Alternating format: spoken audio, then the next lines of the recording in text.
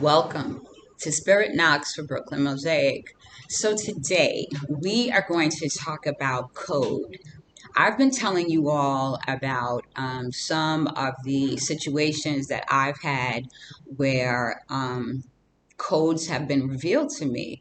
They've been revealed to me looking at different things, animate objects, inanimate objects.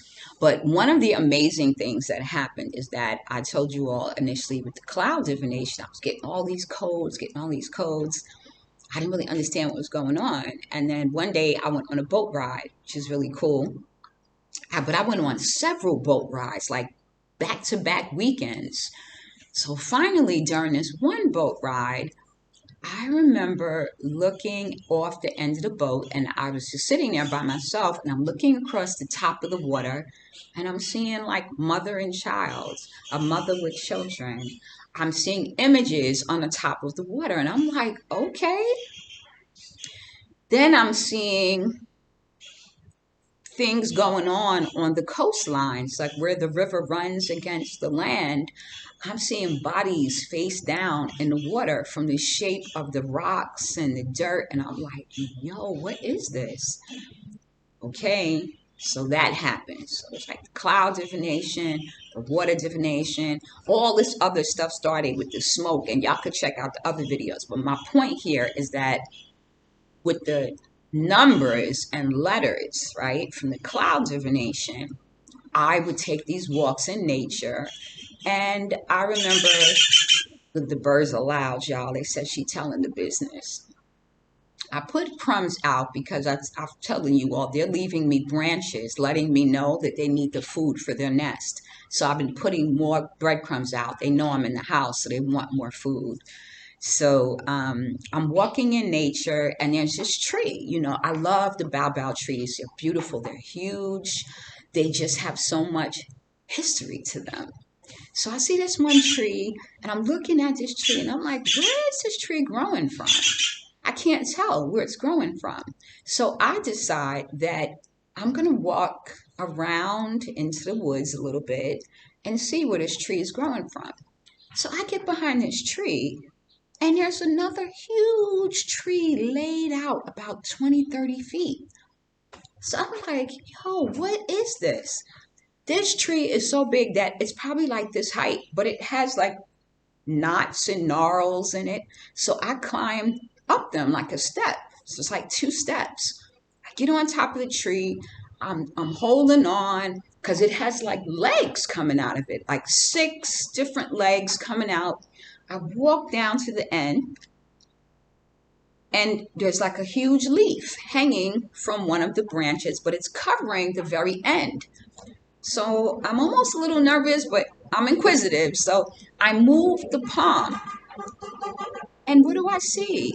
It looks like a woman, like this, with a baby in here, like a baby in here. So it's a female version of this tree, and it's just like, and the baby is here in that same petrified position. And I'm like, so it's a female version of this tree. It has like six legs coming out of it.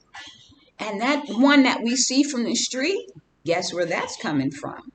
That's blocking where anything else would come out. And it looks like it has a hand around the bottom, like locking it. I'm like, yo, what is the story with this one? So I'm looking at this tree. I'm checking out all of the different trees growing out of it. I walk around to the woods to the other side because there's, it's a lot of like shrubs and trees and bushes. I see an opening by the palm. I go around to the other side of the tree. I'm like, okay. But then there's like a little hill. So I said, let me go at the top of this hill. I'll be able to see down from a distance. So I go around to the side of this little hill. It's only about like 7 feet away, but it's enough of a hill to give you a better view. So I go at the top of the hill, and I'm looking, and I start to see letters. And the letters look like the letter J, like alphabet. So then I'm like, okay, why would it have? Now, did somebody inscribe their initials, or is this like a thing? Because they're separate. They're not right next to each other. It's no like, this letter and then a dot and then another letter and a dot. It's a letter here and a letter here. And I'm like, that doesn't look like anyone used something to carve it in. So I start to say the letters. Say the letters. And when I tell you this tree went straight Harry Potter on me, honey, the tree started lighting up with letters. Like it looked like a neon orange color, like the blood of a tree, I guess. And the letters started popping up as I started saying them.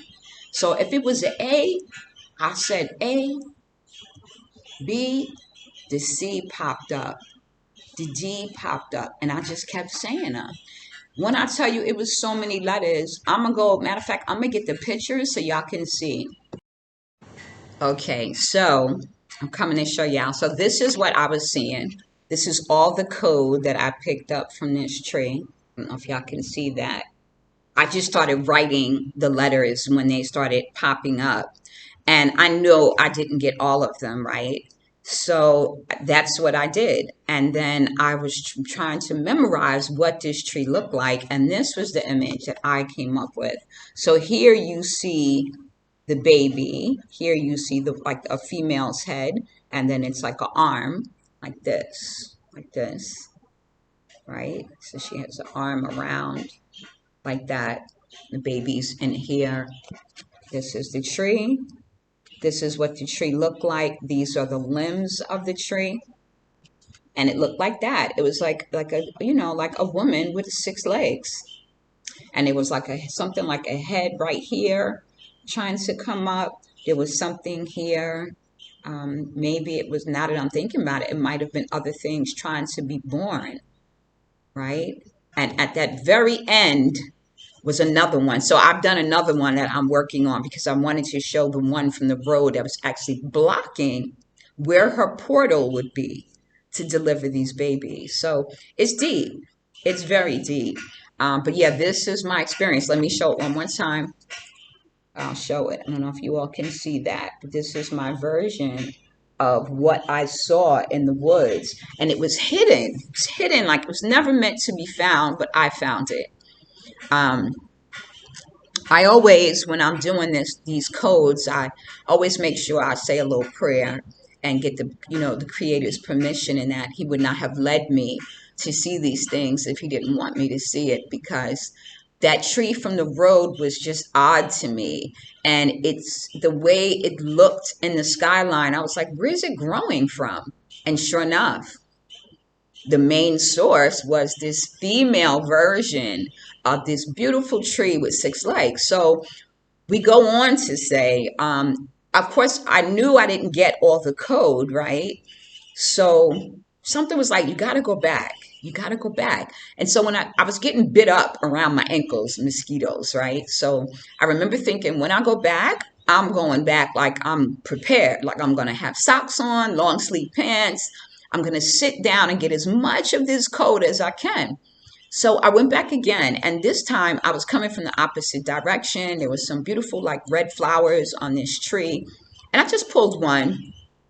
And when I got to this big tree, I was like, I'm going to put this flower on the tree, like where I think the heart would be. Because I can't imagine being any version of a divine feminine and being trapped in that way with your child, right?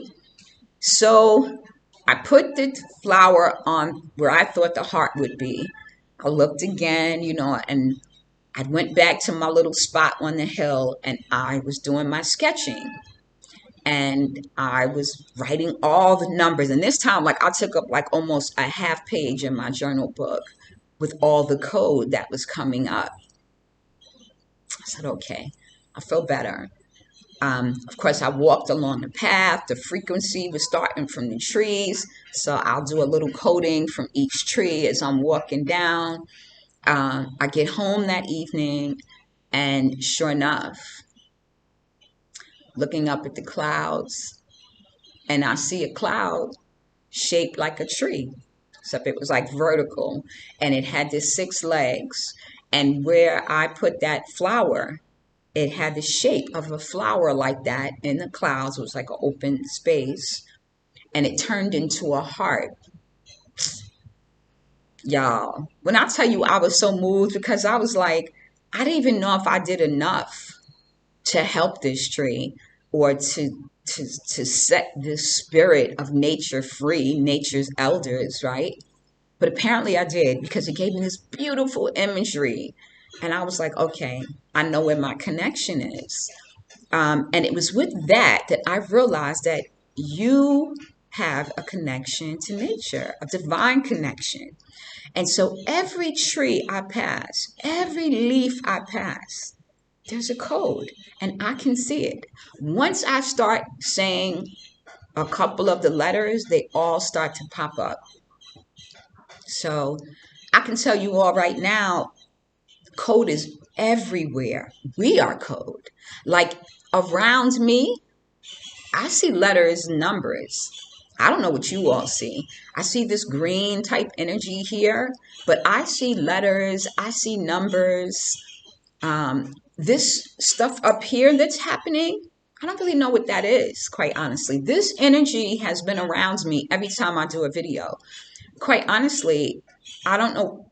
I'm just going to say it's energy, because I have one little light on, and this is fabric behind me. This is not, this is fabric like cotton. So it's just a tie dye. But I know you all see that going on, okay? And this green light over here. So, it's a beautiful thing. I accept it. But I wanted to share with you all what these codes may appear. And so, like I said, it's letters, it's alphabets. I also did a video where I talk about graffiti being the sacred, the sacred lettering, the sacred word, the sacred font, and it being given from the creator, and how we have to honor all of our graffiti artists, because no one really understood what they were doing but them and their crews, right? But I always knew it was art. And so that is a communication that spirit uses to speak to me. This code, everything is coded, right? And I'll do another video about that. See you in the next one.